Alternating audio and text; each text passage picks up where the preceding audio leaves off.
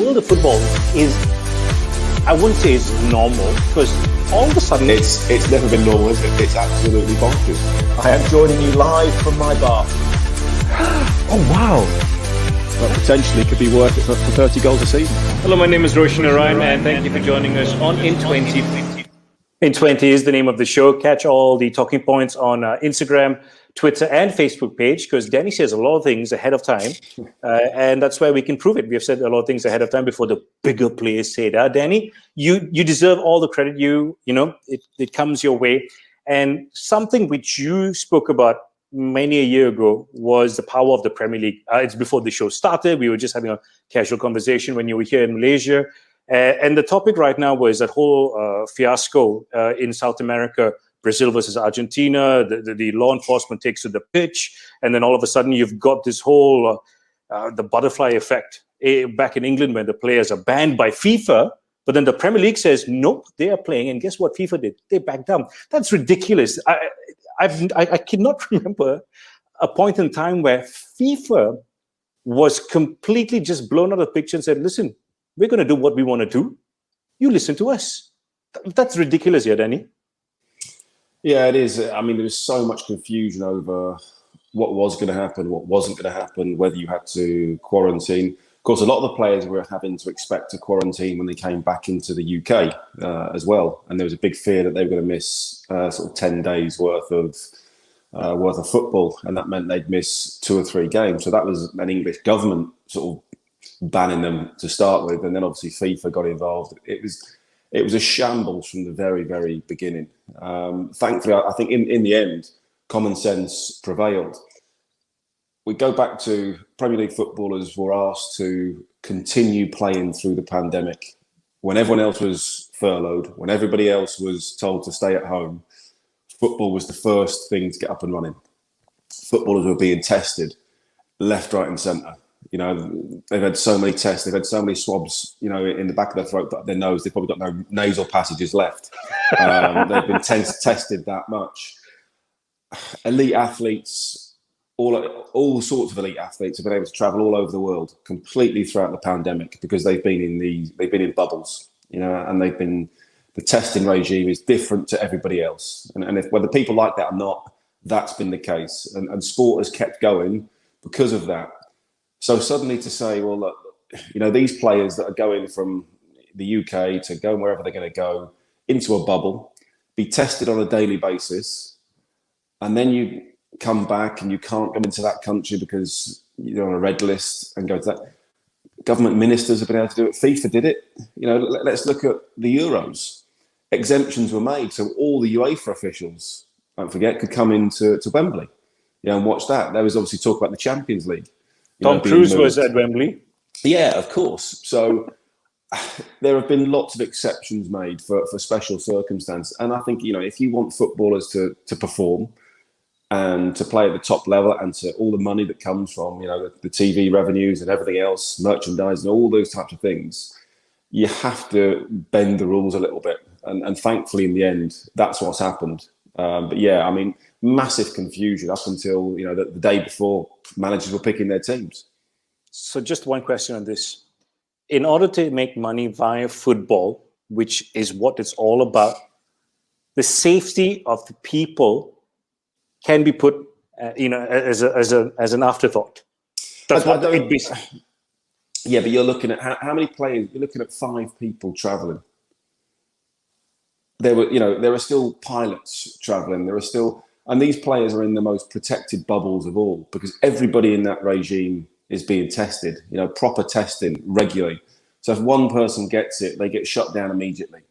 It's not like one footballer's going to come back and pass it on to, you know, hundreds of thousands of people in some mass spreader event, you know, because they're all contained, you know, within their little bubbles. So, no, I think, you know, football continued throughout this country. You know, we had the Champions League, obviously, when it was all in Portugal to start with. Players were allowed to go there, you know, from all over Europe.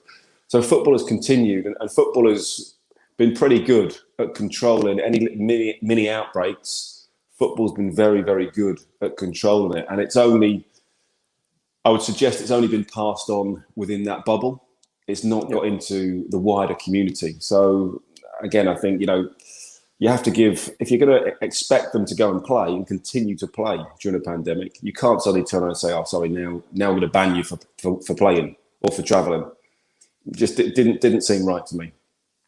Okay, we have been referencing to Argentina and Portugal, as you just mentioned. It's Messi versus Cristiano. We have to talk about him. He made his debut for the second time for Manchester United. He did okay, didn't he?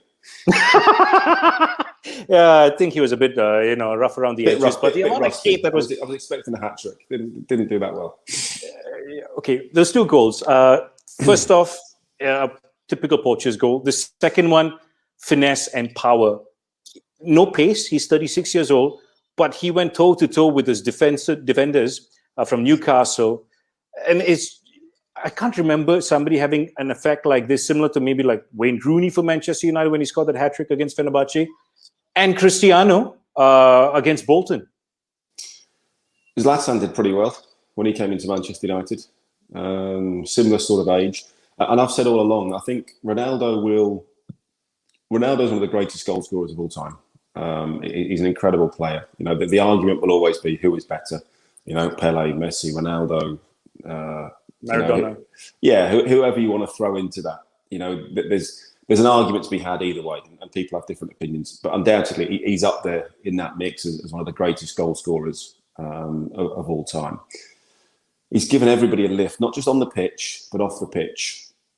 And I equate it to similar to Zlatan going into Manchester United, where everybody thought he was maybe past it a little bit. He was a little bit too old, but he raised the standards on the pitch, off the pitch, the attitude, and he demanded from everybody else that they had to be better. Be a little bit like Roy Keane going back into the dressing room. And, and everyone sort of, that fear factor of, come on, you need to improve, because these standards that you're playing at the moment, they're not good enough. And I'm not going to accept it, and I'm going to call you out.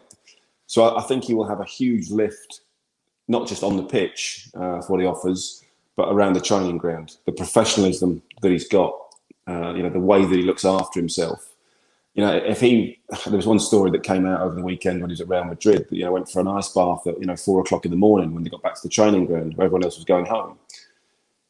If at 36 he can have that attitude, then at mid-30s, why can't all these young players have the same sort of attitude? He's prepared to do it, so everybody else should be prepared to do it. And I think everybody else will sort of look at it and go, maybe we need to start acting a bit more like Cristiano. Clearly they haven't maybe got the ability that he's got, but there's no reason why they can't have the same attitude. I mean, that second goal, he made it look so easy. I felt the ball was slightly behind him, but that right foot touch pushed it in front, his left foot crack. I mean, that's just world class. But I would like to bring this up because this has been something I've been screaming and shouting about. I've gotten a lot of abuse from a lot of football fans online, and justifiably so, because football is a sport about opinions, correct? Yeah. And this is where I will always state my case. One player has gone back to the toughest league in the world. Another guy just went to make money in a fifth tier. It's the fifth best league in the world, correct? In the recent ranking. But where else could Messi go? Greed. That's what. Challenge yourself. You've made your money. Come on. I mean, are you trying to tell me Lionel Messi has not made his money over the past 13, 14 years? Ronaldo knows the club. He knew he was going to go there and be a hero no matter what. And obviously, he's been in this country. He understands it. If I'd been in Barcelona my whole career and suddenly went, do I want to go to rainy Manchester, or do I want to go and live in Paris? Do I want to get recognised every time I step out the door? And we've seen how players have struggled in England. Or do I want to go and disappear and be in Paris and just say, well, actually, I can go and live my life, with my young family and everything else. So there are different reasons for it. Ronaldo is one of the greatest goal scorers that we've ever seen. I still think Messi is the greatest player because Messi does things that other people can't. I know Ronaldo scores all the goals and he's phenomenal at that. And he's a big game player. But what Messi does with the ball and his dribbling skills and all those things is sensational. Is off the scale. That's a given. But we don't label that Mbappe. We don't label that Neymar, and say, well, they've only gone there for the money, or we don't go through the whole PSG team. They've clearly gone there because they want to win the Champions League. Yes, there's a money side of it to it, but Ronaldo's not gone to Manchester United for nothing. You know, so he's getting paid plenty for that, and there was a tie already there. Messi didn't want to leave Barcelona. You know, he was happy to stay. So where else? Who would have paid his wages as well? I'm not sure too many Premier League clubs maybe would have paid for Messi's wages. Okay, fair enough. But my point is, both players could have demanded as much as they wanted, yeah, as long as there was a club out there to pay. Nobody talks about this, but if Cristiano told his representative to go to PSG and talk to them and say, I want to go there, guess what? PSG would have paid the money, correct? You're trying to tell me PSG would have taken him? But he has a history of Manchester United, doesn't he? You know, he's been there before. He's won it. He knows the Premier League. He knew he was going to go back there and be, you know, well, you look at it, you know, the fans were in the ground maybe 2 hours beforehand, you know, wanted to see Ronaldo warm up. When he was flying in, there was people tracking his plane to see where it was going to land. When there was rumours about he was going to fly, you know, he was going to sign for Manchester United. He's won the Premier League with Manchester United. He's won the Champions League. You know, it was almost like, you know, which is a harder league to play in, Denny. I understand you mentioned. Of course, the Premier League is a harder league to play in. You know, without a shadow of a doubt, that's the case. But so at 36, at 36, he's challenging himself. I'm not trying to pick an argument with you. Does Messi? Does he need to do that? Does he have to challenge himself? Does he want to? Does he need the physicality of the Premier League at his age? Does he want, you know? Does he want rain 75% of the time, cold, wind? I think, you know, it's one of those. I think you've earned the right to make that decision and choose what you want to do. And let's say, you know, if PSG now go and win the Champions League, who's made the right decision? Is it Ronaldo or is it Messi? Fair enough. We'll see at the end of the season. But for me, I still pick Cristiano over Messi because he's proven that as a human, if you put in your hard work and effort, you can achieve something in life. So let's quickly move on because I know I'm never going to get that answer from you, what I want to hear from you. But Jadon Sancho, I'm wearing a Selangor jersey. It's my home state here in Malaysia, but I'm a fan of Dortmund. I've never hid that fact. And the problem for me right now is when Jadon Sancho signed for Manchester United, I told my friends, my very good friends, that he's going to struggle. Because if you watch that game, all he did was just pick up the ball and run at the defense. And then he just stopped in front of the defenders and didn't know what to do. And then he did the pullback, he did the check, but there was no end product. Correct me once again if I'm wrong. No, I think, you know, people often say during the Euros, why was he not in the England team? Why was he not starting? Well, there's a reason why that. You know, why were Grealish ahead of him? You know, why is Mason Mount ahead of him or Raheem Sterling? Because, you know, they do have an end product. He's young, he's still learning.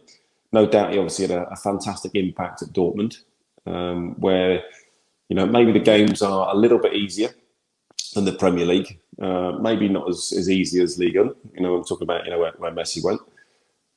But he's still got to learn an awful lot.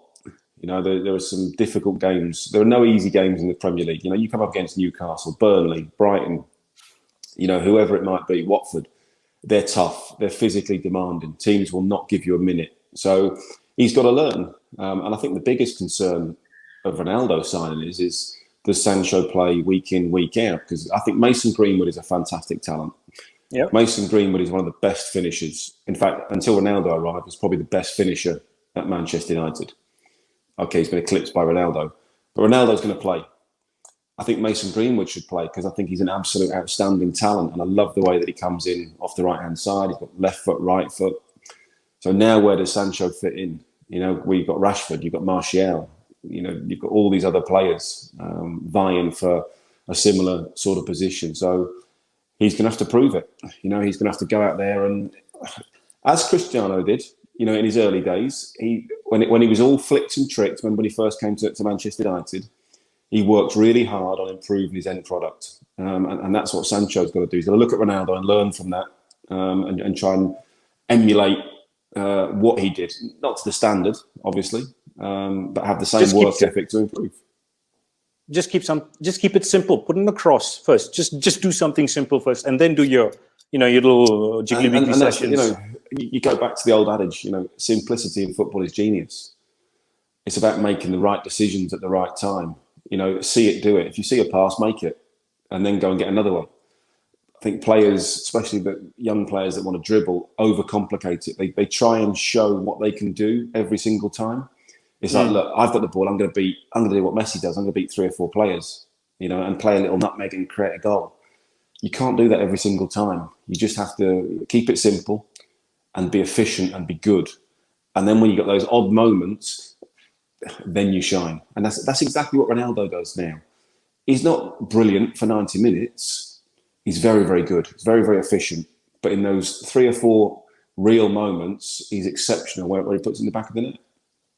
Well said. I can't remember who said this, but during that whole conversation between who's the better player, Figo and Beckham, I remember saying that Figo can run past 2 or 3 players, but one cross from Beckham and the entire defense is taken out. Good point. Yes, it's all about opinions. It's a bit like who's the better manager, Mourinho or Pep? Now Mourinho's ultra defensive, but he wins games. Pep plays unbelievable football and wins games. So it comes down to what do you want, in football? Do you want to watch, a team playing fantastically well and 8,000 passes a game and overhead kicks and all the rest of it, or do you want to win? Ultimately, football's about winning and being efficient. And if you can, it's like anything. If you can win in the most efficient process, doesn't that make you better? I don't know. That's one for the viewers. That's leave your comments. Yeah, nothing naughty, but please do leave your comments. Any comment on Hudson-Odoi at Chelsea? He was supposed to go. They said no, you are staying. Listen, if Bayern Munich or Dortmund want you, you've got something there. So that whole scenario of how Thomas Tuchel has handled Hudson-Odoi, are you in favor of the manager or the player? I think he needs to play. I think. And obviously now they brought in Saul, last minute of the sort of the transfer window. Chelsea's squad is immense, by the way. Absolutely. Ziyech, Pulisic, not even sort of near the bench, is just off the charts. The strength and depth that they have, they're going to be a real force. But I think these young players, they have to play, and they have to try and, they've got to play grown-up football regularly. How many minutes is he going to get would be my worry for Callum Hudson-Odoi. Probably not too many this season now with the squad that Chelsea have. So clearly needs to have a conversation with Thomas Tuchel. Maybe January look at a loan move.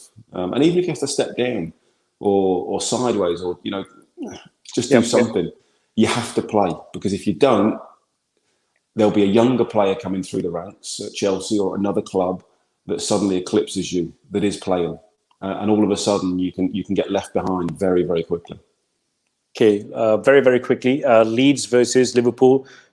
Knowing you and your career, you're definitely going for Liverpool. But with Bielsa, worryingly, I am actually. I think it'd be very, very difficult for Leeds the way that they play. Players coming back from the only hope is we've seen a lot of 1 or 2 odd results or odd performances after the international break. Because Leeds, they are so open. We know that. The teams know that now, and there's a big, big respect for Leeds. And it was like Leicester. When Leicester won the league, everyone kept going, yeah, but it's only Leicester. They're gonna smash it over the top and Vardy's gonna run on and score. Yeah, but it's only Leicester. We know that. We know what they're gonna do, but it's only Leicester. And that was a little bit like it with Leeds last season. Yeah, we know what they're gonna do, but it's only Leeds, we'll be fine. Oh, we've lost. Suddenly this season, teams are going, oh, hang on a minute, let's have a little bit more respect for the way that they play. Let's put a few more things in place to try and stop them. And so Leeds have got to work it out, but they need a result. It'll be a packed house at Ellen Road. Be absolutely bouncing. But they need a result, because if not, the pressure starts to mount. All right, Danny, thank you very much. Remember, catch all the talking points on our Twitter, Facebook, and Instagram account. Till the next time, from Danny and myself, bye-bye.